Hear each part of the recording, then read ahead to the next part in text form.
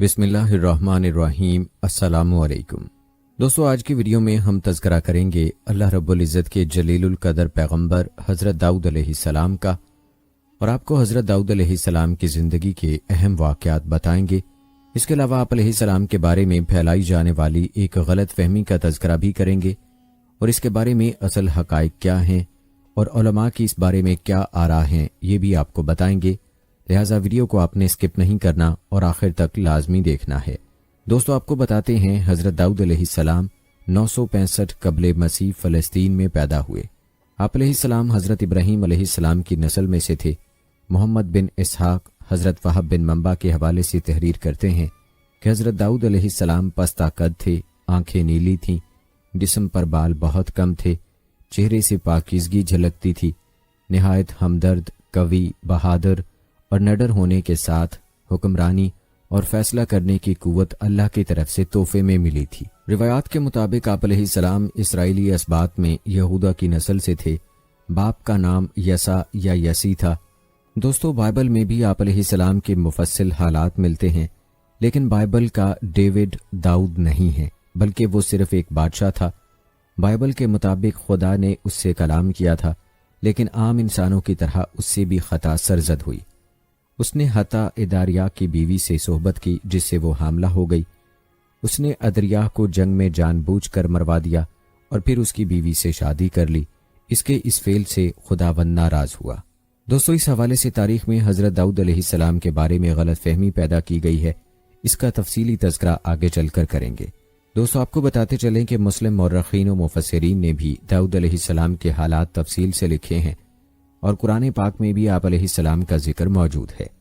आप अलैहिस्सलाम का जिक्र कुरान मजीद की सूरह बकरा, सूरह निसा, सूरह अल माइदा, सूरह अल इनाम, सूरह इसरा, सूरह अनबिया और सूरह सबा में मिलता है।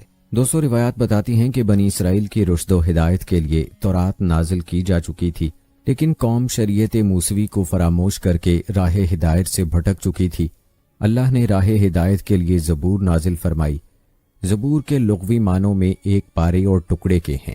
इसका एक मतलब शेर भी है। ज़बूर तख्ती या किताब लिखने के मानों में भी इस्तेमाल हुआ है। अरबी शायरी में ज़बूर और ज़ुबर किताबत, किताब और तख्ती के मानों में कई जगह इस्तेमाल हुआ है। बनी इसराइल की रुश्द व हिदायत के लिए अल्लाह ताला ने दाऊद अलैहिस्सलाम को मुंतखब फरमाया और उन्हें ज़बूर का तोहफा अता किया। रिवायात बताती हैं कि ज़बूर हमदो सनाए किबरिया से मामूर थी। दाऊद अलैहिस्सलाम को एक मोर्जा ये भी अता हुआ था कि आप मुकम्मल ज़बूर की तिलावत इतनी मुख्तसर मुद्दत में कर लेते थे कि जितनी देर में घोड़े पर जीन कसी जाती है। यूं आपका ये मोर्जा हरकत ज़ुबान से ताल्लुक़ रखता है। दोस्तों, दाऊद अलैहिस्सलाम अल्लाह के बरगुज़ीदा नबी थे। अल्लाह ताला ने दाऊद अलैहिस्सलाम को ये मोर्जा अता किया था कि जब आप तिलावत फरमाते तो उसको सुनकर परिंदे और जानवर तक वजद में आ जाते। अल्लाह ताला ने आपको तरतील का हुक्म अता किया था, जिसके बायस पहाड़ और परिंदे उनकी खुश अलहान किरात में आवाज़ से आवाज़ मिलाकर पढ़ने पर मजबूर हो जाते। आपकी आवाज़ में वो नगमगी और मिठास थी कि शजरो हजर सभी को मुतासिर करता था। हवा में उड़ते हुए परिंदे रुक जाते। अल्लाह ताला के हुक्म से पहाड़ भी सुबह शाम उनके साथ तस्बीह करने पर मामूर थे। दोस्तों, याद रखें, कायनात का हर जर्रा हमदो सना करता है। बेशक हम ये ना समझ सकेंगे। सही हदीस में है कि एक रात सहाबी रसूल अबू मूसा अशरी रज़ियल्लाहु ताला अन्हु तिलावत कलाम पाक कर रहे थे। रसूल करीम सल्लल्लाहु अलैहि वसल्लम देर तक सुनते रहे, फिर खुश होकर फरमाया कि आज मुझे लाहिने दाऊद अलैहिस्सलाम का कुछ हिस्सा मिल गया है। दाऊद अलैहिस्सलाम से पहले बनी इसराइल में यह सिलसिला कायम था कि हुकूमत एक ख़ानदान और नबूवत और रिसालत किसी दूसरे ख़ानदान से वाबस्ता होती थी, और दाऊद अलैहिस्सलाम के अहद में यहूदा का घराना नबूवत और इफ्राहीम का ख़ानदान हुकूमत व सल्तनत से सरफराज था, और शमवेल के अहद में लूटमार और हमला आवरों का जोर बढ़ता ही जा रहा था। बनी इसराइल ने आप अलैहिस्सलाम से दरख्वास्त की कि आप अपने बेटों की बजाय वो शराइत बादशाहत पर पूरे नहीं उतरते, किसी और को बादशाह मुकर्रर कर दीजिए जो जालिमों का मुकाबला करने की ताकत व कुव्वत रखता हो। बनी इसराइल के इसरार पर आपने तालूत नामी शख्स को बादशाह मुकर्रर किया, जो बहुत बहादुर और जर्री था, जिसने निहायत समझदारी से मुजाहिदीन का इंतखाब किया, जो दुश्मन से मुकाबले के लिए आगे बढ़ा। ابھی مجاہدین میدان جنگ تک نہ پہنچے تھے کہ راستے میں ایک نہر آ گئی۔ گرمی کا موسم تھا، سبھی پیاسے ہو رہے تھے۔ طالوت نے اپنے مجاہدین کے صبر و برداشت اور ہمت و حوصلے آزمانے کی خاطر حکم دیا کہ کوئی بھی ایک چلو سے زیادہ پانی نہ پیے۔ چند ایک کے سوا سبھی نے حکم عدولی کی، جس کا تذکرہ قرآن پاک میں یوں ہوا ہے۔ پھر جب طالوت فوجیں لے کر باہر نکلا تو اس نے کہا، یقیناً اللہ تم کو ایک نہر سے آزمائے گا، جس نے اس کا پانی پی لیا وہ میرا نہیں، اور جس نے اس کے پانی کو نہ چکھا وہ میرا ہے، مگر ہاں جو اپنے ہاتھ سے ایک چلو بھر لے، پھر ان میں سے سوائے چند کے سب نے اس سے پانی پی لیا۔ روایات کے مطابق یہ لشکر میدان جنگ پہنچا، وہ جنہوں نے جی بھر کر پانی پیا تھا خود میں مقابلے کی طاقت نہ پا کر الگ ہو گئے کہ یہاں ان کا مقابلہ جالوت نامی بہت قوی و دیوہیکل شخص سے تھا۔ اس کا لشکر بھی بہت بڑا تھا۔ طالوت کی مٹھی بھر مجاہدین کو، جن کی تعداد 313 تھی، جالوت اور اس کے لشکر سے خوفزدہ ہونا چاہیے تھا، لیکن انہوں نے کہا کہ حق باطل پر غالب آتا رہا ہے اور قلیل مجاہدین نے کفار کی کثیر تعداد پر فتح پائی ہے۔ روایات بتاتی ہیں کہ فلسطین کا حکمران جالوت اپنے طاقت اور کثیر لشکر کے زوم میں بنی اسرائیل کو ہر صورت میں غلام بنانے پر تیار تھا۔ طالوت مقابلے کی سکت نہ رکھتا تھا اور پریشان تھا۔ مجلس مشاورت بلوائی گئی اور وہاں یہ تجویز منظور کی گئی کہ بنی اسرائیل کا جو جوان جالوت سے مقابلہ کر کے اسے ہلاک کرے گا، اسے نہ صرف نصف سلطنت کا مالک بنا دیا جائے گا، بلکہ سردار طالوت اپنی خوبصورت بیٹی عینیا کی شادی بھی اس سے کر دیں گے۔ یہی زمانہ تھا کہ جب بنی شمویل کو بشارت ہوئی تھی کہ یسع طبقات ناصری میں یہ نام انسا اور قصص الانبیاء میں عشاء درج ہے کا چھوٹا بیٹا طالوت کی وفات کے بعد بنی اسرائیل کا حکمران ہوگا، اور اس سے بڑھ کر ایک اور اعزاز اس کا منتظر ہے، اور وہ یہ ہے کہ اللہ نے نبوت کے لیے بھی اسی کو منتخب فرمایا ہے۔ لیکن داؤد علیہ السلام ایک عرصے تک مستقبل کے اس خوبصورت لیکن ذمہ دار دور سے بے خبر جنگلوں میں بھیڑ بکریاں چراتے رہے اور ساتھ ساتھ اپنے دل پسند مشغلے میں بھی محو رہے۔ روایات بتاتی ہیں کہ داؤد علیہ السلام فلاخن چلانے میں مہارت رکھتے تھے۔ ان کے پاس ہمہ وقت ایک لاٹھی، فلاخن اور ایک تھیلی میں چھوٹے چھوٹے پتھر ہوا کرتے تھے۔ ان کے فن نشانے بازی میں مہارت کا علم بنی اسرائیل کو بھی تھا۔ وہ کہا کرتے تھے، داؤد علیہ السلام کے فلاخن کا نشانہ بننے والی چیز ریزہ ریزہ ہو جاتی ہے۔ ان کی بہادری کے قصے بھی مشہور تھے۔ یہ بات بھی عام تھی کہ وہ جنگل میں شیر پر سواری کیا کرتے تھے۔ روایات میں آتا ہے کہ ایک روز وہ بکریوں کو لے کر جنگل کی طرف جا رہے تھے کہ ایک پتھر سے آواز آئی، اے داؤد، میں وہ پتھر ہوں جسے ہارون علیہ السلام نے اپنے دشمن کو قتل کیا تھا، مجھے اٹھا لیجئے، میں کسی دن آپ کے بھی کام آؤں گا۔ داؤد علیہ السلام کی حیرت فطری امر تھا، بہرحال وہ پتھر کی فرمائش رد نہ کر سکے اور اسے اٹھا کر اپنے تھیلے میں ڈال لیا۔ اسی راستے پر چند قدم چلے ہوں گے، ایک اور پتھر نے صدا دی، میں موسیٰ علیہ السلام کا پتھر ہوں، میں وہ پتھر ہوں جسے انہوں نے اپنے اور اپنے خدا کے دشمن کو ہلاک کیا تھا، مجھے اٹھا لیجئے، کسی روز میری ضرورت آپ کو بھی پڑ سکتی ہے۔ داؤد علیہ السلام حیرت زدہ تھے کہ ایک عرصے سے ان کا جنگل میں آنا جانا لگا ہے، لیکن کبھی ایسا نہ ہوا جو کچھ آج ہو رہا ہے۔ اسی فکر میں وہ چلے جا رہے تھے کہ ایک اور پتھر کی آواز نے انہیں رکنے پر مجبور کیا۔ اے داؤد علیہ السلام، میں اللہ کے نبی داؤد علیہ السلام کا پتھر ہوں، میں ہی وہ پتھر ہوں جس سے آپ جالوت کا خاتمہ کر کے سلطنت ہی نہیں نبوت کے بھی حقدار ہوں گے۔ آپ پر حیرت و استعجاب کی کیفیت تو یقیناً طاری تھی، لیکن آپ خوف زدہ نہ تھے۔ آپ نے وہ تیسرا پتھر بھی اٹھا کر اپنے تھیلے میں ڈال لیا۔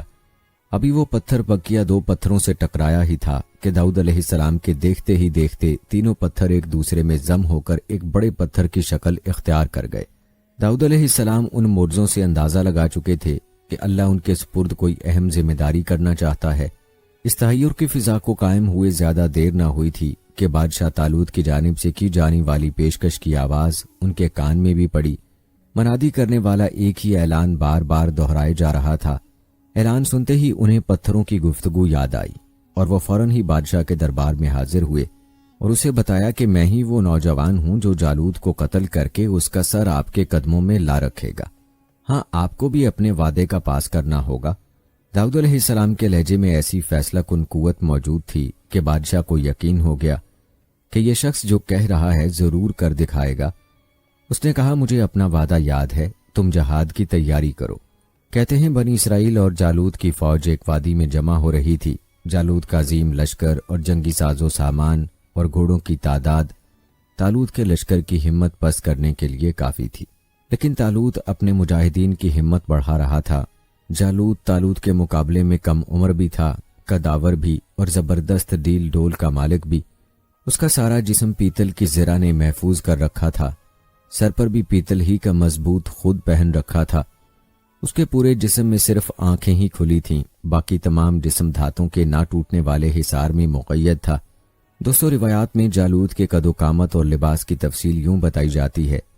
اس کا قد 6 ہاتھ اور 1 بالش تھا اور اس کے سر پر پیتل کا خود تھا اور وہ پیتل ہی کی زرہ پہنے ہوئے تھا جو تول میں 5000 پیتل کی مسکال کے برابر تھا، اور اس کی ٹانگوں پر پیتل کے 2 شاک پوش تھے اور اس کے دونوں شانوں کے درمیان میں پیتل کی ایک برچھی تھی۔ اس کے بھالے کی چھڑ ایسی تھی جیسے جولاہے کا شہتیر، اور اس کے نیزے کا پھل جو 600 مسکال لوہے کا تھا۔ میدان جنگ پہنچ کر جالوت نے للکارا، کوئی ہے جو میرا مقابلہ کرنے کی جرت کرے اور مجھے ہلاک کر کے اپنے بادشاہ کی طرف سے اعلان کیے گئے انعام کا حقدار ٹھہرے؟ جالوت کا حلیہ اور پھر دبنگ آواز، کسی میں اس للکار کا جواب دینے کی جرت نہ ہوئی۔ جالوت نے چند مرتبہ اپنی بات دہرائی اور جواب نہ پا کر اکڑتا ہوا واپس ہوا۔ یہی وہ لمحہ ہے کہ طالوت کے لشکر میں ہلچل پیدا ہوئی۔ لشکر کی پچھلی صفوں سے ایک نوجوان جس کا جسم زرہ سے آزاد اور سر خول سے بے نیاز تھا سامنے آیا اور جالوت کو للکارا۔ جالوت اس نوجوان کو دیکھ کر ہنسا، کیا میں کوئی کتا ہوں جو تو ایک لاٹھی لیے میرے مقابل آیا ہے؟ داؤد علیہ السلام کا جواب یہی تھا کہ ہاں، میرے نزدیک تیری حیثیت ایک کتے سے زیادہ نہیں ہے، تیرے لیے میری یہ لاٹھی کافی ہے۔ جالوت کا غصے سے پاگل ہو جانا انہونی بات نہ تھی۔ اس نے بہت برا بھلا کہنا شروع کیا۔ داؤد علیہ السلام اطمینان سے سنتے رہے۔ وہ جانتے تھے کہ حق کی باطل پر فتح انہی کے مقدر میں لکھی جا چکی ہے۔ خود پر اعتماد اور اللہ پر یقین نے انہیں جرت عطا کی۔ وہ مسکراتے ہوئے جالوت کی جانب بڑھتے گئے، خاموشی سے تھیلے سے پتھر نکالا، فلاخن میں رکھا اور مہارت کے ساتھ اس کے ماتھے کا نشانہ لے ڈالا۔ خدا کی قدرت سے ہوا کا ایک جھونکا ایسا آیا کہ جالوت کا وزنی خود، جس کا وزن 80 سیر اور طبقات ناصری کے مؤلف و مترجم غلام رسول مہر کے مطابق 60 سیر تھا، ایسے اڑ گیا جیسے ایک سوکھا پتا اڑتا ہے۔ داؤد علیہ السلام کا فلاخن سے پھینکا گیا پتھر فضا میں ہی 3 حصوں میں منقسم ہو گیا۔ 2 ٹکڑے دائیں بائیں جانب سے نکلے اور تیسرا عین پیشانے کے درمیان میں لگا اور پیشانی چیر کر دوسری جانب سے نکل گیا۔ جالوت کے گھوڑے سے گرتے ہی داؤد علیہ السلام نے اس کا سر تن سے جدا کیا اور طالوت کے پاس لے گئے، یعنی جالوت کے داووں کا پول کھلنے میں لمحہ بھر نہ لگا۔ فلسطینی فوج اچانک بازی پلٹتے دیکھ کر سراسیمگی کا شکار ہوئی۔ خود بنی اسرائیل بھی نہ جان پائے کہ اس ایک لمحے میں کیا ہو گیا ہے، لیکن جلد ہی معاملے کی تہہ تک پہنچ گئے اور ایک نئی قوت کے ساتھ دشمنوں پر ٹوٹ پڑے اور فلسطینیوں کو اپنے علاقے سے نکال باہر کیا۔ روایات بتاتی ہیں کہ طالوت نے اپنا وعدہ نبھایا، آدھی سلطنت عطا کی اور بیٹی کی شادی داؤد علیہ السلام سے کر دی۔ تمام بنی اسرائیل داؤد علیہ السلام کی بہادری اور عدل و انصاف کی وجہ سے بہت عزت کرتے تھے۔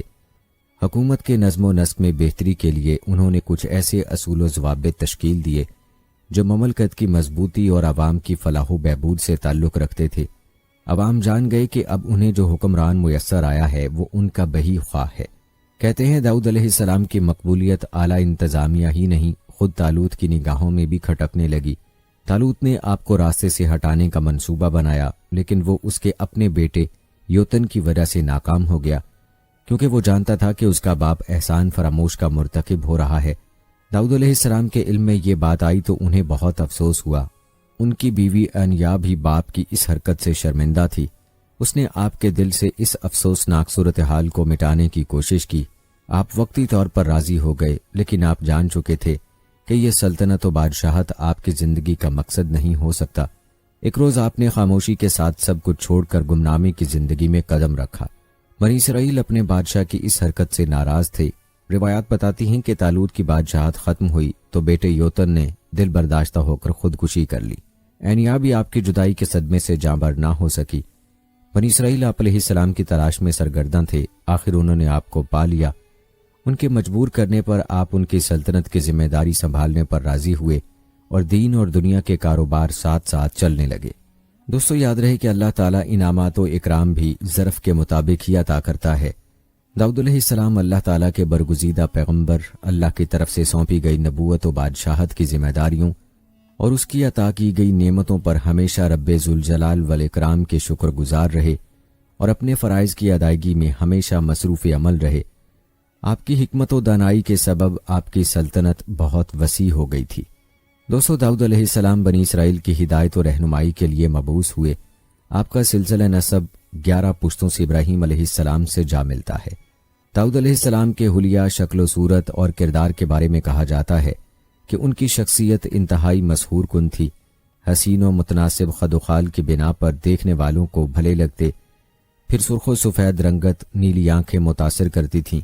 दाऊद अलैहिस्सलाम का जिक्र कुरान करीम की 9 सूरतों में 16 मरतबा आया है, बाज़ मकामात पर मुख्तसरन और बाज़ जगह तफसील से, जिनमें आप अलैहिस्सलाम के हालात व वाक़यात और रुश्द व हिदायत का बयान है और अल्लाह ताला के इनामात का जिक्र है। इरशाद बारी ताला है, और हमने इस यानी दाऊद अलैहिस्सलाम को मजबूत मुल्क अता किया और हिकमत से नवाजा है और हक व बातिल के फैसले की कुव्वत अता की। इसी तरह कुरान पाक में इरशाद है, अल्लाह ने इनको हुकूमत भी अता की और हिकमत यानी नबूवत भी अपनी मर्जी से जो चाहा सिखाया। दोस्तों, आपको बताते चलें कि आम नबियों और रसूलों में आदम अलैहिस्सलाम के अलावा सिर्फ दाऊद अलैहिस्सलाम ही वो पैगंबर हैं कि जिन्हें कुरान करीम में खलीफा के लक़ब से याद किया गया है। इसी तरह आदम अलैहिस्सलाम से दाऊद अलैहिस्सलाम की एक निस्बत और भी है, जैसा कि हज़रत अबू हुरैरा रज़ियल्लाहु ताला अन्हु से रिवायत है, नबी अकरम सल्लल्लाहु अलैहि वसल्लम ने इरशाद फरमाया, आलम बाला में जब आदम अलैहिस्सलाम की सलब से उनकी ज़ुर्रियत को निकाल कर पेश किया गया तो उन्होंने एक खूबसूरत चमकती हुई पेशानी वाले शख्स को देखकर दरियाफ्त किया, परवरदिगार ये कौन शख्स है? जवाब मिला, तुम्हारी ज़ुर्रियत में से बहुत बाद में आने वाली हस्ती दाऊद अलैहिस्सलाम है। आदम ने अर्ज किया, उसकी उम्र क्या मुकर्रर की गई है? इरशाद हुआ कि 60 साल। आदम अलैहिस्सलाम ने अर्ज किया, इलाही मैं अपनी उम्र के 40 साल इस नौजवान को बख्शता हूँ। मगर जब आदम अलैहिस्सलाम की वफात का वक्त आ पहुंचा तो आदम अलैहिस्सलाम ने मलकुल मौत से कहा, अभी तो मेरी उम्र के 40 साल बाकी हैं। फरिश्ता मौत ने कहा, आप भूल गए, आपने इस कदर उम्र का हिस्सा अपने एक बेटे दाऊद अलैहिस्सलाम को बख्श दिया है। दोस्तों, इमाम बग़वी रहमतुल्लाह अलैह ने अपनी तफसीर में लिखा है कि ज़बूर अल्लाह की किताब है जो हज़रत दाऊद अलैहिस्सलाम पर नाजिल हुई। उसमें 150 सूरतें हैं जो दुआओं और हम्दो सना पर मुश्तमिल है, ताहम उनमें हलाल व हराम और फ़राइज़ व हदूद का बयान नहीं। ज़बूर के लुग़वी मानी पारे या टुकड़े के हैं। दरअसल ज़बूर के नज़ूल का मकसद तौरात की तकमील था, इसलिए गोया ये तौरात ही का एक हिस्सा या टुकड़ा है। दोस्तों, आपको बताते चलें कि ज़बूर अल्लाह तबारक व ताला की हम्द व सना से मुज़य्यन है और हज़रत दाऊद अलैहिस्सलाम को अल्लाह ताला ने दिलनशीन आवाज़ और सहरंगेज़ लहन अता फरमाया था। आप अलैहिस्सलाम जब ज़बूर की तिलावत फरमाते तो वजद आफरीन तिलावत से मशहूर होकर चरिंद परिंद, दरख्त, पहाड़, जिन्नो इंस, दरियाओ, समंदर यानी सब अल्लाह ताला की हम्द व सना में महव हो जाते। इसीलिए आज तक लहने दाऊदी ज़रबुल मिसल है। मसनद अहमद में हज़रत अबू हुरैरा रज़ियल्लाहु ताला अन्हु से मरवी है कि रसूल अकरम सल्लल्लाहु अलैहि वसल्लम ने फरमाया कि दाऊद अलैहिस्सलाम पर किरत को आसान और हल्का कर दिया गया था। वो अपने घोड़े पर जीन कसने का हुक्म फरमाते और इससे पहले कि जीन कसी जाती आप अलैहिस्सलाम पूरी ज़बूर तिलावत कर चुके होते। हजूर नबी करीम सल्लल्लाहु अलैहि वसल्लम जब हज़रत अबू मूसा अशरी रज़ियल्लाहु ताला अन्हु की तिलावत कुरान सुनते तो फरमाते, अबू मूसा को अल्लाह ने लहने दाऊदी अता फरमाया है। प्यारे दोस्तों, आपको बताते चलें कि कुरान मजीद की 9 सूरह मुबारका, सूरह बकरा, सूरह निसा, सूरह अल माइदा, सूरह इनाम, सूरह अल इसरा, सूरह अनबिया, सूरह नमल, सूरह सबा और सूरह सक़ाद में 16 मकामात पर हज़रत दाऊद अलैहिस्सलाम का जिक्र है। बाज़ सूरतों में तफसील से और बाज़ में मुख्तसर तौर पर उनके हालात व वाक़यात बयान किए गए हैं, जबकि उन पर नाजिल करदा किताब ज़बूर का 3 सूरतों में जिक्र है। सूरह अनबिया में अल्लाह ताला फरमाते हैं, हमने पहाड़ों को दाऊद के लिए मुसख्खर कर दिया कि उनके साथ तस्बीह करते थे और जानवरों को भी मुसख्खर कर दिया था। नी सूरह सआद में इरशाद है, हमने पहाड़ों को उनके ज़ेरे फरमान कर दिया था कि सुबह शाम उनके साथ अल्लाह की तस्बीह किया करते थे और परिंदों को भी कि जमा रहते थे और सब उनके फर्मा बरदार थे। मुफस्सिरीन के मुताबिक अल्लाह तबारक व तआला ने पहाड़ों, परिंदों और जानवरों को हुक्म दिया था कि जब हज़रत दाऊद अलैहिस्सलाम अल्लाह ताला का जिक्र करें तो वो सभी उन कलमात को दोहराएं। جب وہ زبور کی تلاوت کرتے تو پرندے بھی ہوا میں ٹھہر کر ان کے ساتھ ذکر الہی میں شامل ہو جاتے۔ اسی طرح پہاڑ، شجر اور دیگر جانور بھی ان کے ساتھ اللہ تعالیٰ کی تسبیح کرتے۔ اللہ رب العزت نے پتھروں اور درختوں میں بھی ایک طرح کی زندگی رکھی ہے، یہ الگ بات ہے کہ ہمیں اس کا شعور نہیں۔ سورہ بنی اسرائیل کی آیت نمبر 44 میں اللہ تعالیٰ فرماتے ہیں، ساتوں آسمان اور زمین اور جو بھی ان میں ہے وہ سب اسی کی تسبیح کر رہے ہیں، ایسی کوئی چیز نہیں جو اسے پاکیزگی اور تعریف کے ساتھ یاد نہ کرتی ہو۔ ہاں، یہ صحیح ہے کہ تم اس کی تسبیح کو سمجھ نہیں سکتے۔ دوستو، یہ آپ علیہ السلام کا ایک عظیم معجزہ تھا کہ ہر چیز آپ کے ساتھ مل کر اللہ کی تسبیح کرتی تھی، اور اس کے علاوہ بھی اللہ نے آپ علیہ السلام کو معجزات عطا کر رکھے تھے۔ سورہ سبا کی آیت نمبر 10 اور 11 میں اللہ تبارک و تعالیٰ نے حضرت داؤد علیہ السلام کو دوسرا معجزہ یہ عطا فرمایا تھا کہ لوہے کو ان کے لیے موم کی طرح نرم فرما دیا، جیسا کہ اللہ تعالیٰ نے ارشاد فرمایا، اور ان کے لیے ہم نے لوہے کو نرم کر دیا کہ کشادہ زیرہیں بناؤ اور کڑیوں کو اندازے سے جوڑو اور نیک عمل کرو۔ حضرت حسن بصری رحمت اللہ علیہ، قتادہ اور اعمش رحمت اللہ علیہ فرماتے ہیں کہ اللہ نے لوہے کو ان کے لیے نرم کر دیا، حتیٰ کہ بغیر آگ و بھٹی کے اپنے ہاتھ کے ساتھ اسے ہر طرح سے موڑ لیا کرتے تھے۔ انہیں لوہا موڑنے کے لیے ہتھوڑے کی ضرورت پڑتی اور نہ کسی دوسرے اوزار کی، وہ موم کی طرح ہاتھ سے ان کی کڑیاں بنا لیتے تھے۔ حضرت قتادہ رحمت اللہ علیہ فرماتے ہیں کہ سب سے پہلے شخص جنہوں نے کڑیوں کی انتہائی محفوظ زرہ بنائی وہ حضرت داؤد علیہ السلام ہیں۔ اسے پہلے صاف چادر کی زرہیں بنتی تھیں۔ ابن شوذب رحمت اللہ علیہ فرماتے ہیں کہ آپ علیہ السلام دن میں ایک زرہ بنا لیا کرتے جو 600 درہم میں فروخت ہوتی تھی۔ دوستو، جہاں تک بات ہے زرہ سازی کی حکمت کی، تو اللہ تعالیٰ ارشاد فرماتے ہیں سورہ انبیاء میں فرمایا، اور ہم نے اسے یعنی داؤد علیہ السلام کو تمہارے لیے لباس بنانے کا ہنر سکھایا تاکہ لڑائی کے ضرر سے تمہارا بچاؤ ہو۔ تفسیر ابن کثیر میں حافظ ابن عساکر رحمت اللہ علیہ کی روایت ہے کہ حضرت داؤد علیہ السلام اپنی خلافت کے زمانے میں بھیس بدل کر بازاروں میں جاتے اور لوگوں سے پوچھا کرتے کہ داؤد کیسے آدمی ہیں۔ چونکہ سلطنت میں عدل و انصاف عام تھا اور لوگ آرام و عیش سے رہتے تھے، کسی کو حکومت سے شکایت نہ تھی، اس لیے آپ علیہ السلام جس سے بھی سوال کرتے وہ حضرت داؤد علیہ السلام کی تعریف ہی کرتا۔ اللہ تعالیٰ نے آپ علیہ السلام کی تعلیم کے لیے ایک فرشتے کو انسانی شکل میں بھیجا، تو آپ علیہ السلام نے حسب عادت ان سے بھی یہی سوال کیا۔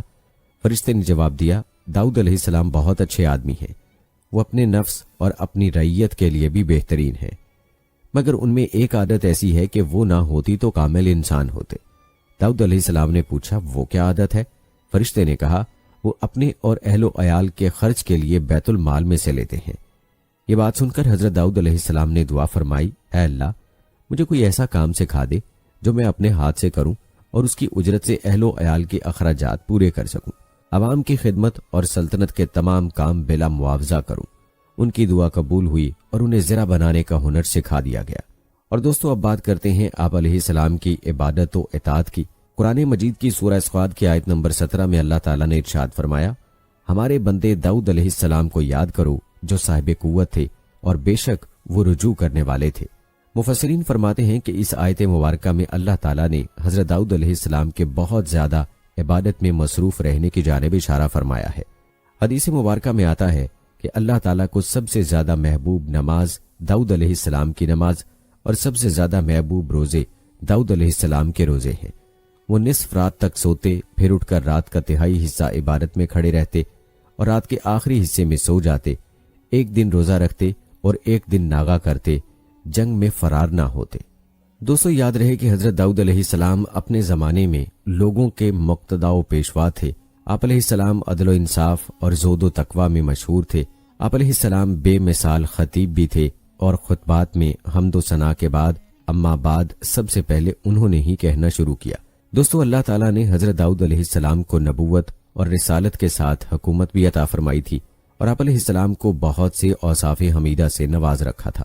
آپ علیہ السلام فن خطابت کے ماہر تھے، جبکہ آواز بھی خوبصورت پائی تھی، لہٰذا درس و تبلیغ اور واعظ و نصیحت کے ذریعے بنی اسرائیل میں جذبہ جہاد ابھارا اور انہیں کفار و مشرکین کے ساتھ جنگ پر آمادہ کیا، جیسا کہ سورہ صاد کی آیت نمبر 20 میں اللہ تعالیٰ نے فرمایا، اور ہم نے اس یعنی داؤد علیہ السلام کی حکومت کو مضبوط کیا اور انہیں حکمت، نبوت اور فیصلے کی قوت عطا فرمائی۔ روایات میں آتا ہے کہ بہت تھوڑے عرصے میں فلسطین، عراق، شام، دمشق، شرق اردن اور خلیج عقبہ سے فرات تک جزیرۃ العرب کے بیشتر علاقے ان کے زیر نگیں آ چکے تھے۔ پیارے دوستو، اب بات کرتے ہیں بنی اسرائیل پر اللہ کے عذاب کی، جو نافرمان بندر اور خنزیر بن گئے۔ اس حوالے سے قرآن پاک میں اللہ تبارک و تعالیٰ نے سورہ بقرہ کی آیت نمبر 65 میں ارشاد فرمایا، اور تم ان لوگوں کو خوب جانتے ہو جو تم میں سے ہفتے کے دن مچھلی کا شکار کرنے میں حد سے تجاوز کر گئے تھے، تو ہم نے ان سے کہا ذلیل و خوار بندر ہو جاؤ۔ دوستو، مفسرین کے مطابق صورت مسخ ہونے کا یہ واقعہ حضرت داؤد علیہ السلام کے زمانے میں پیش آیا۔ بنی اسرائیل کے لیے ہفتے کا دن صرف عبادت کے لیے مخصوص تھا، اور اس دن مچھلی کے شکار سمیت ہر دنیاوی کام ممنوع تھا۔ لیکن سمندر کے کنارے آباد مچھلی کے شوقین ان لوگوں نے حکم کی نافرمانی کی، جس پر اللہ تعالیٰ نے ان کی شکلوں کو مسخ کر دیا، اور پھر 3 دن بعد وہ سب لوگ مر گئے۔ تفسیر قرطبی میں ہے کہ یہود نے شروع میں تو ہیلے بہانے کر کے مچھلیاں پکڑیں، پھر عام طور پر شکار کرنے لگے، تو ان میں 2 جماعتیں ہو گئیں۔ ایک جماعت میں علماء و صلحاء تھے جو انہیں اس کام سے روکتے، جبکہ دوسری جماعت نافرمان افراد پر مشتمل تھی۔ پھر بستی کے بھی 2 حصے کر لیے گئے اور ان کے باہمی تعلقات منقطع ہو گئے۔ ایک روز محسوس ہوا کہ جس حصے میں نافرمان رہتے ہیں وہاں بالکل سناٹا ہے۔ جب وہاں جا کر دیکھا گیا تو وہاں رہنے والوں کی صورتیں مسخ ہو چکی تھیں۔ حضرت قتادہ رحمت اللہ علیہ فرماتے ہیں کہ ان کے جوان بندر اور بوڑھے خنزیر بنا دیے گئے تھے، مگر وہ اپنے رشتہ داروں انسانوں کو پہچانتے تھے اور ان کے قریب آ کر روتے تھے۔ یہاں پر ایک بات جو سمجھنا ضروری ہے وہ یہ ہے کہ ممسوخ قوم کی نسل نہیں چلا کرتی، اور اسی حوالے سے حضرت عبداللہ بن مسعود رضی اللہ تعالی عنہ سے صحیح مسلم میں منقول ہے کہ بعض لوگوں نے اپنے زمانے کے بندروں اور خنزیروں کے بارے میں حضرت صلی اللہ علیہ وآلہ وسلم سے دریافت کیا کہ کیا یہ وہی مسخ شدہ شکلوں والے یہودی ہیں؟ آپ صلی اللہ علیہ وآلہ وسلم نے فرمایا، اللہ تعالیٰ جب کسی قوم میں مسخ صورت کا عذاب نازل کرتے ہیں تو ان کی نسل نہیں چلتی، بلکہ چند روز میں ہلاک ہو کر ختم ہو جاتے ہیں۔ بندر اور خنزیر دنیا میں پہلے ہی سے موجود تھے۔ اور دوستو، آئیے آخر میں بات کرتے ہیں کہ حضرت داؤد علیہ السلام کے قصے سے ہمیں کیا سبق ملتا ہے۔ تو بتاتے چلیں کہ حضرت داؤد علیہ السلام کے قصے سے اہل ایمان کو شجاعت و بہادری کا درس ملتا ہے۔ میدان جنگ میں روسائے کفار کی للکار پر بہادر و شجاع مسلمانوں کا مبارزت کے لیے میدان میں کودنا ہمیشہ سے مسلمان شیر دل جوانوں کا محبوب مشغلہ رہا ہے۔ حضرت طالوت اپنی فوج کو لے کر جالوت کے سامنے صف آرا ہوئے تو وہ نہایت تکبر و غرور کے ساتھ سامنے آیا اور مسلمانوں کو مبارزت کے لیے پکارنے لگا۔ اس نے یہ چیلنج بھی کیا کہ اگر وہ مغلوب ہو گیا تو اس کی قوم مسلمانوں کی غلام ہو جائے گی، اور اگر وہ کامیاب ٹھہرا تو مسلمان اس کے غلام بن جائیں گے۔ اس للکار پر غیور و شجاع حضرت داؤد علیہ السلام اس کے مقابلے میں آگے تشریف لائے اور تاک کر ایک پتھر اس کی پیشانی پر مارا، جس سے وہ زمین بوس ہو گیا۔ آپ نے نہایت پھرتی سے اس کا سر تن سے جدا کر دیا۔ کافروں نے اپنے نہایت بہادر سردار کا اتنی تیز رفتاری سے انجام بد دیکھا تو ان کے حوصلے جواب دے گئے، جبکہ مسلمانوں نے اپنے شیر دل جوان کے کارنامے کے بعد نہایت شجاعت سے جنگ لڑی اور کامیابی سے ہمکنار ہو گئے۔ حالانکہ وہ قلیل تعداد میں تھے، نہایت کثیر تعداد میں قتل ہوئے اور باقی زخمی حالت میں قیدی بنے۔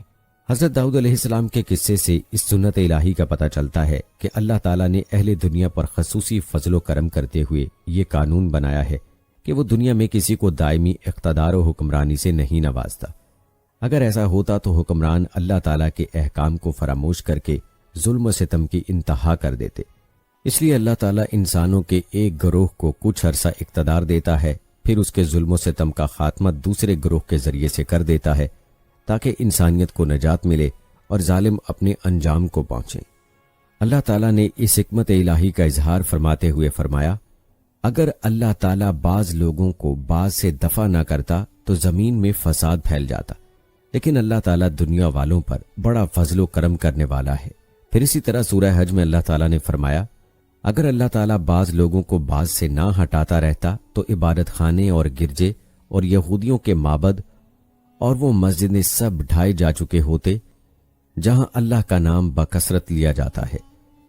لہذا تاریخ انسانی اللہ تعالیٰ کی اسی سنت کے شواہد سے بھری پڑی ہے۔ دنیا میں آنے والے ہر جابر، ظالم اور زبردست کو اللہ تعالیٰ نے ایک وقت تک غلبہ و اقتدار سے نوازا اور پھر اس کی رسی کھینچ کر دوسرے گروہ کو غلبہ و حکمرانی عطا کر دی۔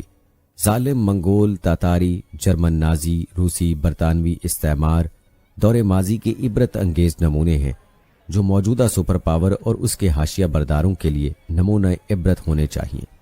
تاریخ اسلامی پر نظر دوڑائیں تو ابتدائی اسلام میں قریش مکہ غریب مسلمانوں پر ہر قسم کا ظلم و ستم ڈھاتے دکھائی دیتے ہیں، انہیں بیت اللہ اور مکہ مکرمہ کی سرزمین سے ہجرت پر مجبور کر دیتے ہیں، لیکن چندی سالوں بعد ان کا سارا غلبہ و غرور انہی غریب مسلمانوں کے قدموں تلے ہوتا ہے اور وہ بخشش کی بھیک مانگتے دکھائی دیتے ہیں۔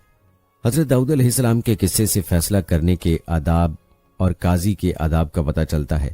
حضرت داؤد علیہ السلام نے اپنے اوقات کو 4 حصوں میں تقسیم کیا ہوا تھا، ایک دن عبادت و ریاضت کے لیے، ایک دن واعظ و نصیحت کے لیے، پھر ایک دن عوامی فیصلوں کے لیے اور ایک دن اپنے نفس اور اہل و عیال کے لیے، ایک ایسے دن جبکہ وہ ان کے نفس اور اہل خانہ کے لیے مختص تھا۔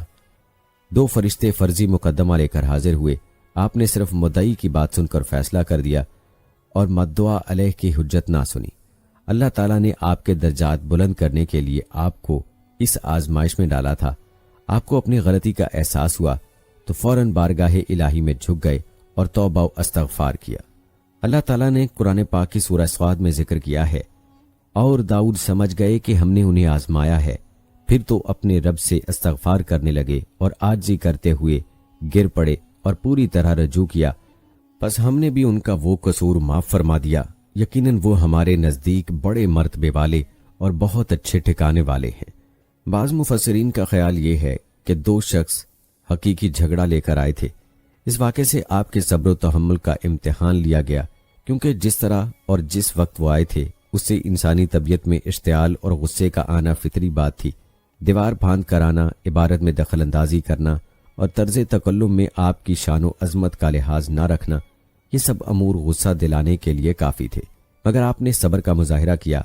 تاہم جو ہلکی سی طبعی ناگواری ہوئی تھی اس پر توبہ و استغفار کر کے اپنے رب کی طرف رجوع کیا۔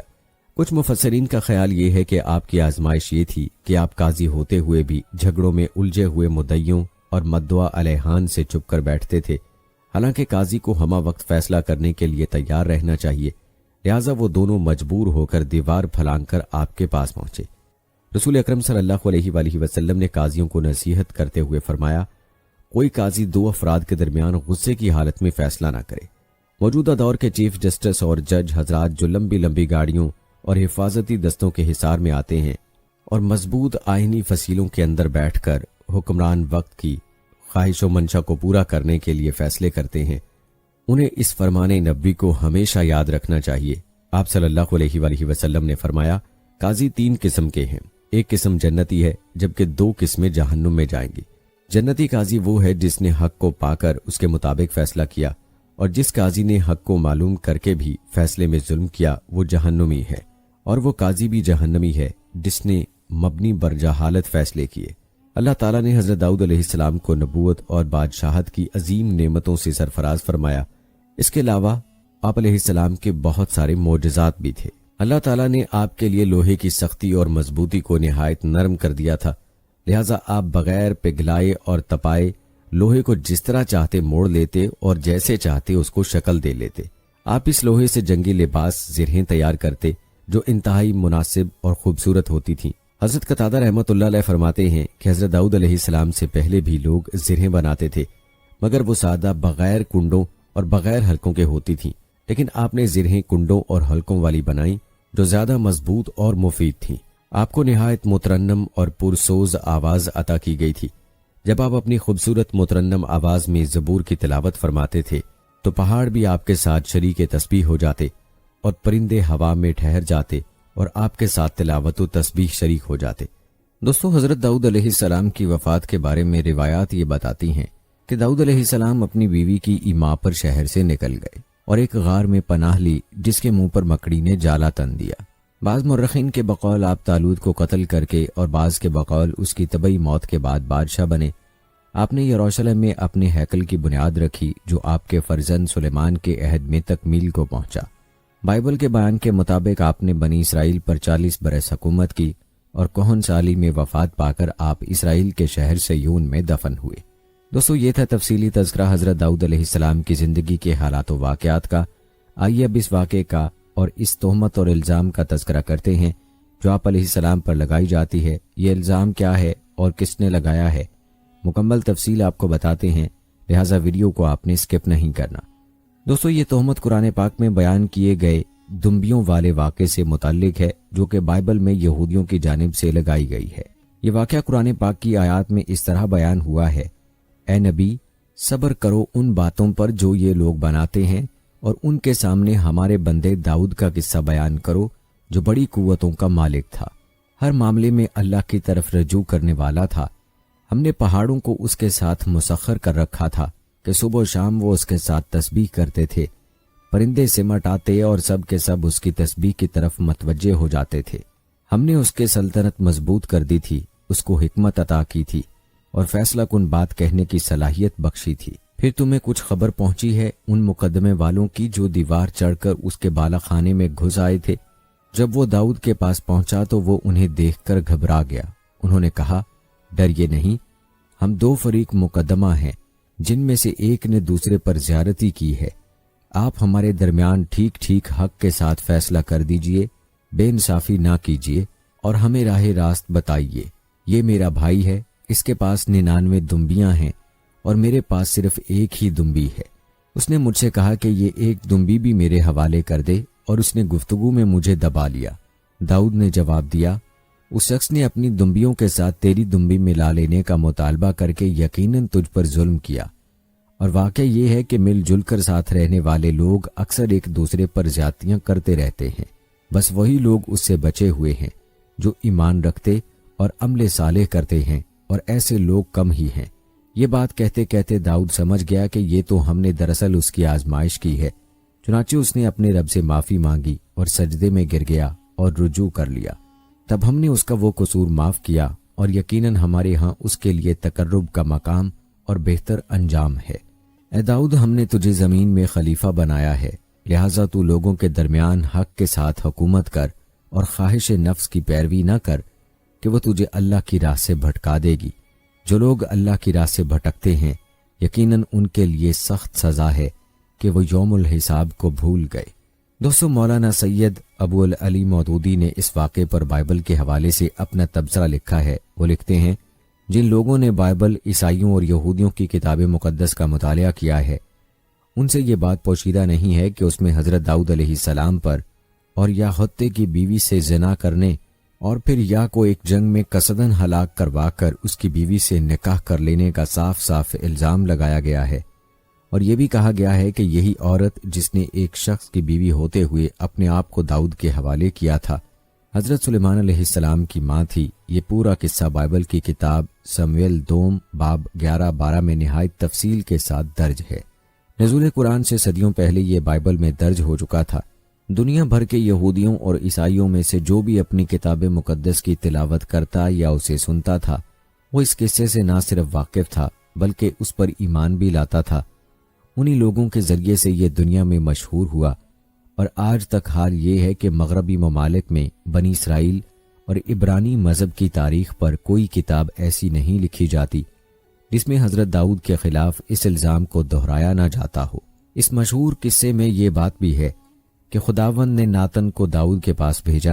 اس نے اس کے پاس آ کر اس سے کہا کہ کسی شہر میں 2 شخص تھے، ایک امیر دوسرے غریب۔ اس امیر کے پاس بہت سے ریوڑ اور گلے تھے، پر اس غریب کے پاس بھیڑ کی ایک پٹھیا کے سوا کچھ نہ تھا جسے اس نے خرید کر پالا تھا، اور وہ اس کے اور اس کے بچوں کے ساتھ بڑھی تھی۔ وہ اسی نوالے میں کھاتی اور اس کے پیالے سے پیتی اور اس کی گود میں سوتی تھی، اور اس کے لیے بطور بیٹی کے تھی۔ اور اس امیر کے ہاں کوئی مسافر آیا، سو اس نے مسافر کے لیے جو اس کے ہاں آیا تھا پکانے کو اپنے ریوڑ اور گلے میں سے کچھ نہ دیا، بلکہ اس غریب کی بھیڑ لے لی اور اس شخص کے لیے جو اس کے ہاں آیا تھا پکائی۔ تب داؤد کا غضب اس شخص پر بشدت بھڑکا، اور اس نے ناتن سے کہا کہ خداوند کی حیات کی قسم، وہ شخص جس نے یہ کام کیا واجب القتل ہے۔ اس شخص کو اس بھیڑ کا چگنا بھرنا پڑے گا، کیونکہ اس نے ایسا کام کیا اور اسے ترس نہ آیا۔ تب ناتن نے داؤد سے کہا کہ وہ شخص تو ہی ہے، تو نے حتیٰ اور یاہ کو تلوار سے مارا اور اس کی بیوی لے لی تاکہ وہ تیری بیوی بنے، اور اس کو بنی غمون کی تلوار سے قتل کروایا۔ دوستو، اس قصے اور اس کی اس شہرت کی موجودگی میں یہ ضرورت باقی نہ تھی کہ قرآن مجید میں اس کے متعلق کوئی تفصیلی بیان دیا جاتا۔ اللہ تعالیٰ کا یہ قاعدہ بھی نہیں کہ وہ اپنی کتاب پاک میں ایسی باتوں کو کھول کر بیان کرے، اس لیے یہاں پردے ہی میں اس کی طرف اشارہ بھی کیا گیا ہے، اور اس کے ساتھ یہ بھی بتا دیا گیا ہے کہ اصل واقعہ کیا تھا اور اہل کتاب نے اسے بنا کیا دیا ہے۔ اصل واقعہ جو قرآن مجید کے بیان کردہ بیان سے صاف سمجھ میں آتا ہے وہ یہ ہے کہ حضرت داؤد علیہ السلام نے اور یا جو کچھ بھی اس شخص کا نام رہا ہو سے محض یہ خواہش ظاہر کی تھی کہ وہ اپنی بیوی کو طلاق دے دے، اور چونکہ یہ خواہش ایک عام آدمی کی طرف سے نہیں بلکہ ایک جلیل القدر فرما روا اور ایک زبردست دینی عظمت رکھنے والی شخصیت کی طرف سے رعایا کے ایک فرد کے سامنے ظاہر کی گئی تھی، اس لیے وہ شخص کسی ظاہری جبر کے بغیر بھی اپنے آپ کو اسے قبول کرنے پر مجبور پا رہا تھا۔ اس موقع پر قبل اس کے کہ وہ حضرت داؤد کی فرمائش کی تعمیل کرتا، قوم کے دو نیک آدمی اچانک حضرت داؤد کے پاس پہنچ گئے اور انہوں نے ایک فرضی مقدمے کی صورت میں یہ معاملہ ان کے سامنے پیش کر دیا۔ حضرت داؤد ابتدا میں تو یہ سمجھے کہ یہ واقعی کوئی مقدمہ ہے، چنانچہ انہوں نے اسے سن کر اپنا فیصلہ سنا دیا، لیکن زبان سے فیصلے کے الفاظ نکلتے ہی ان کے ضمیر نے تنبیہ کی کہ یہ تمثیل پوری طرح ان کے اور اس شخص کے معاملے پر چسپاں ہوتی ہے، اور جس فعل کو وہ ظلم قرار دے رہے ہیں اس کا صدور خود ان سے اس شخص کے معاملے میں ہو رہا ہے۔ یہ احساس دل میں پیدا ہوتے ہی وہ سجدے میں گر گئے اور توبہ کی اور اپنے اس فعل سے رجوع فرما لیا۔ دوستو، اب سوال یہ ہے کہ بائبل میں اس واقعے کی وہ گھناؤنی شکل کیسے بنی؟ تو یہ بات بھی تھوڑے سے غور کے بعد سمجھ میں آ جاتی ہے۔ معلوم ایسا ہوتا ہے کہ حضرت داؤد کو اس خاتون کی خوبیوں کا کسی ذریعے سے علم ہو گیا تھا، اور ان کے دل میں یہ خیال پیدا ہوا تھا کہ ایسی لائق عورت ایک معمولی افسر کی بیوی ہونے کی بجائے ملک کی ملکہ ہونی چاہیے۔ اس خیال سے مغلوب ہو کر انہوں نے اس کے شوہر سے یہ خواہش ظاہر کی کہ وہ اسے طلاق دے دے۔ اس میں کوئی قباحت انہوں نے اس لیے محسوس نہ کی کہ بنی اسرائیل کے ہاں یہ کوئی مایوب بات نہ سمجھی جاتی تھی، ان کے ہاں یہ ایک معمولی بات تھی کہ ایک شخص اگر کسی کی بیوی کو پسند کرتا تو بے تکلف اس سے درخواست کر دیتا تھا کہ اسے میرے لیے چھوڑ دے۔ ایسی درخواست پر کوئی برا نہ مانتا تھا، بلکہ بسا اوقات دوست ایک دوسرے کے پاس و خاطر سے بیوی کو خود طلاق دے دیتے تھے تاکہ دوسرا اس شخص سے شادی کر لے۔ لیکن یہ بات کرتے وقت حضرت داؤد کو اس امر کا احساس نہ ہوا کہ ایک عام آدمی کی طرف سے اس طرح کی خواہش کا اظہار تو جبر و ظلم کے عنصر سے خالی ہو سکتا ہے، مگر ایک فرما روا کی طرف سے جب ایسی خواہش ظاہر کی جائے تو وہ جبر سے کسی طرح بھی خالی نہیں ہو سکتی۔ اس پہلو کی طرف جب اس تمثیلی مقدمے کے ذریعے سے ان کی توجہ دلائی گئی تو وہ بلا تعمل اپنی اس خواہش سے دستبردار ہو گئے اور بات آئی گئی ہو گئی۔ مگر بعد میں کسی وقت جب ان کی کسی خواہش اور کوشش کے بغیر اس خاتون کا شوہر ایک جنگ میں شہید ہو گیا اور انہوں نے اس سے نکاح کر لیا تو یہودیوں کے خبیث ذہن نے افسانہ تراشی شروع کر دی، اور یہ خبیث نفس اس وقت اور زیادہ تیزی سے کام کرنے لگا جب بنی اسرائیل کا ایک گروہ حضرت سلیمان کا دشمن ہو گیا۔ ان محرکات کے زیر اثر یہ قصہ تصنیف کر ڈالا گیا کہ حضرت داؤد نے معاذ اللہ اور یا کی بیوی کو اپنے محل کی چھت پر سے اس حالت میں دیکھ لیا تھا کہ وہ برہنہ نہا رہی تھی۔ انہوں نے اس کو اپنے ہاں بلوایا اور اس سے زنا کا ارتکاب کیا، جس سے وہ حاملہ ہو گئی۔ پھر انہوں نے اوریا کو بنی امون کے مقابلے پر جنگ میں بھیج دیا اور فوج کے کمانڈر ہو آپ کو حکم دیا کہ اسے لڑائی میں ایسی جگہ مقرر کر دے جہاں وہ لازماً مارا جائے، اور جب وہ مارا گیا تو انہوں نے اس کی بیوی سے شادی کر لی اور اسی عورت کے پیٹ سے سلیمان علیہ السلام پیدا ہوئے۔ یہ تمام جھوٹے الزامات ظالموں نے اپنی کتاب مقدس میں ثبت کر دیے ہیں تاکہ نسلاً بعد نسل اسے پڑھتے رہیں اور اپنی قوم کے ان دو بزرگ ترین انسانوں کی تذلیل کرتے رہیں جو حضرت موسیٰ علیہ السلام کے بعد ان کے سب سے بڑے محسن تھے، معاذ اللہ۔ دوستو، افسوس کی بات تو یہ ہے کہ قرآن مجید کے مفسرین میں سے ایک گروہ نے تو ان افسانوں کو قریب قریب جوں کا توں قبول کر لیا ہے جو بنی اسرائیل کے ذریعے سے ان تک پہنچے ہیں۔ اسرائیلی روایات کا صرف اتنا حصہ انہوں نے ساقط کیا ہے جس میں حضرت داؤد علیہ السلام پر زنا کا الزام لگایا گیا تھا اور عورت کے حاملہ ہو جانے کا ذکر تھا۔ باقی سارا قصہ ان کی نقل کردہ روایات میں اسی طرح پایا جاتا ہے جس طرح وہ بنی اسرائیل میں مشہور تھا۔ دوسرے گروہ نے سرے سے اس واقعے ہی کا انکار کر دیا ہے کہ حضرت داؤد علیہ السلام سے کوئی ایسا فعل صادر ہوا تھا جو دنبیوں والے مقدمے سے کوئی مماثلت رکھتا ہو۔ اس کی بجائے وہ اپنی طرف سے اس قصے کی ایسی تعویلات کرتے ہیں جو بالکل بے بنیاد ہیں، جس کا کوئی ماخذ نہیں ہے، اور خود قرآن کے سیاق و سباق سے بھی وہ کوئی مناسبت نہیں رکھتی۔ لیکن مفسرین ہی میں ایک گروہ ایسا بھی ہے جو ٹھیک بات تک پہنچا ہے اور قرآن کے واضح اشارات سے قصے کی اصل حقیقت پا گیا ہے۔ مثال کے طور پر چند اقوال بیان کیے جاتے ہیں۔ مسروق اور سعید بن جبیر دونوں حضرت عبداللہ بن عباس رضی اللہ تعالی عنہ کا یہ قول نقل کرتے ہیں، حضرت داؤد علیہ السلام نے اس سے زیادہ کچھ نہیں کیا تھا کہ اس عورت کے شوہر سے یہ خواہش ظاہر کی تھی کہ اپنی بیوی کو میرے لیے چھوڑ دے۔ اسی طرح علامہ ابو بکر جساس اس رائے کا اظہار یوں کرتے ہیں کہ وہ عورت اس شخص کی منکوحہ نہیں بلکہ صرف مخطوبہ یا منصوبہ تھی۔ حضرت داؤد علیہ السلام نے اسی عورت سے نکاح کا پیغام دے دیا۔ اس پر اللہ تعالیٰ کا عتاب ہوا کیونکہ انہوں نے اپنے مومن بھائی کے پیغام پر پیغام دیا تھا، حالانکہ ان کے گھر میں پہلے سے کئی بیویاں موجود تھیں۔ دوستو، بعض دوسرے مفسرین نے بھی یہی رائے ظاہر کی ہے، لیکن یہ بات قرآن کے بیان سے پوری مطابقت نہیں رکھتی۔ قرآن مجید میں مقدمہ پیش کرنے والے کے جو الفاظ نقل ہوئے ہیں وہ یہ ہیں، میرے پاس بس ایک ہی دمبی ہے اور یہ کہتا ہے کہ اسے میرے حوالے کر دے۔ یہی بات حضرت داؤد علیہ السلام نے بھی اپنے فیصلے میں ارشاد فرمائی کہ اس نے تیری دمبی مانگنے میں تجھ پر ظلم کیا۔ یہ تمثیل حضرت داؤد علیہ السلام اور اوریاء کے معاملے پر اسی صورت میں چسپاں ہو سکتی ہے جبکہ وہ عورت اس شخص کی بیوی ہو۔ پیغام پر پیغام دینے کا معاملہ ہوتا تو پھر تمثیل یوں ہوتی کہ ایک دمبی لینا چاہتا تھا اور اس نے کہا کہ یہ بھی میرے لیے چھوڑ دے۔ دوستو، اس کے علاوہ قاضی ابو بکر ابن العربی احکام القرآن میں اس مسئلے پر تفصیلی بحث کرتے ہوئے لکھتے ہیں، اصل واقعہ بس یہی ہے کہ حضرت داؤد علیہ السلام نے اپنے آدمیوں میں سے ایک شخص سے کہا کہ میرے لیے اپنی بیوی چھوڑ دے اور سنجیدگی کے ساتھ یہ مطالبہ کیا۔ قرآن میں یہ بات نہیں ہے کہ وہ شخص ان کے اس مطالبے پر اپنی بیوی سے دستبردار ہو گیا اور حضرت داؤد نے اس عورت سے اس کے بعد شادی بھی کر لی اور حضرت سلیمان علیہ السلام اسی بطن سے پیدا ہوئے۔ جس بات پر عتاب ہوا وہ اس کے سوا کچھ نہ تھی کہ انہوں نے ایک عورت کے شوہر سے یہ چاہا کہ وہ ان کی خاطر اسے چھوڑ دے۔ یہ فعل خواہ فی الجملہ جائز ہی ہو مگر منصب نبوت سے بعید تھا، اسی لیے ان پر عتاب بھی ہوا اور ان کو نصیحت بھی کی گئی۔ دوستو، یہی تفسیر اس سیاق و سباق سے بھی مناسبت رکھتی ہے جس میں یہ قصہ بیان کیا گیا ہے۔ سلسلہ کلام پر غور کرنے سے یہ بات صاف معلوم ہوتی ہے کہ قرآن مجید میں اس مقام پر یہ قصہ دو اغراض کے لیے بیان کیا گیا ہے۔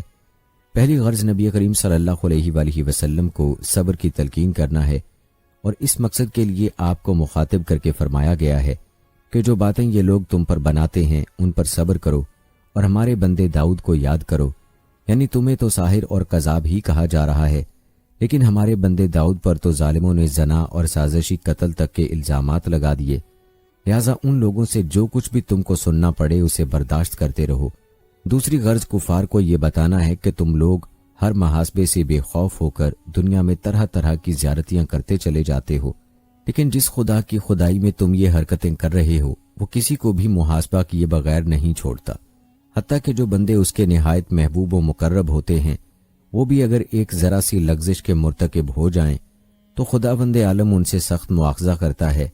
اس مقصد کے لیے نبی صلی اللہ علیہ وآلہ وسلم سے فرمایا گیا کہ ان کے سامنے ہمارے بندے داؤد کا قصہ بیان کرو جو ایسی اور ایسی خوبیوں کا مالک تھا، مگر جب اس سے ایک بے جا بات سرزد ہو گئی تو دیکھو کہ ہم نے اسے کس طرح سرزنش کی۔ دوستو، اس سلسلے میں ایک اور غلط فہمی باقی رہ جاتی ہے جسے رفع کر دینا ضروری ہے۔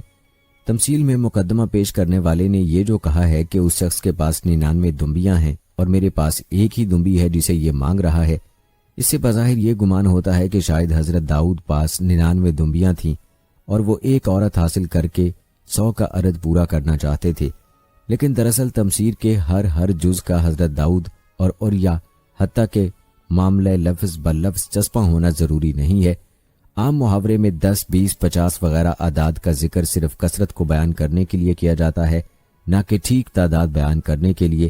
ہم جب کسی سے کہتے ہیں کہ 10 مرتبہ تم سے فلاں بات کہہ دی تو اس کا مطلب یہ نہیں ہوتا کہ 10 بار گن کر وہ بات کہی گئی ہے، مطلب یہ ہوتا ہے بارہا وہ بات کہی جا چکی ہے۔ ایسا ہی معاملہ یہاں بھی ہے۔ تمثیلی مقدمے میں وہ شخص حضرت داؤد کو یہ احساس دلانا چاہتا تھا کہ آپ کے پاس متعدد بیویاں ہیں اور پھر بھی آپ دوسرے شخص کی بیویاں حاصل کرنا چاہتے ہیں۔ یہی بات مفسر نیسابوری نے حضرت حسن بصری سے نقل کی ہے کہ حضرت داؤد کی 99 بیویاں نہ تھیں بلکہ یہ صرف ایک تمثیل ہے۔ دوستو، امید ہے آپ کو اس تفصیلی تبصرے سے حضرت داؤد علیہ السلام پر لگائے جانے والے الزام اور اس غلط فہمی اور اصل حقائق سمجھ آ گئے ہوں گے۔ یہ دراصل یہود کی جانب سے ایسے گھناؤنے الزامات ہیں جو اللہ تعالیٰ کے مقرب پیغمبر حضرت داؤد پر لگائے گئے ہیں یہ الزامات ایسے ہیں کہ جن کو ویسے بھی عام فہم قبول نہیں کر پاتا، لیکن اس کے بارے میں ہر مسلمان کو علم ہونا چاہیے تاکہ وہ کسی بھی طرح کے پھیلائے جانے والے فتنوں سے خود کو محفوظ رکھ سکے۔ دوستو، یہ تھی ہماری آج کی ویڈیو۔ کمنٹ سیکشن میں اپنی رائے کا اظہار ضرور کریں اور بتائیں کہ آپ اگلی ویڈیو کون سے ٹاپک پر دیکھنا چاہتے ہیں۔ آپ کی قیمتی رائے ہمارے لیے بہت اہمیت رکھتی ہے۔ جانے سے پہلے ویڈیو کو شیئر ضرور کیجیے گا۔ چینل کو سبسکرائب کر کے بیل نوٹیفیکیشن کو آن کر لیں تاکہ لیٹسٹ اپلوڈ ہونے والی ویڈیوز کا نوٹیفیکیشن آپ کو بر وقت ملتا رہے۔ مجھے اگلی ویڈیو تک اجازت دیں۔ اللہ حافظ۔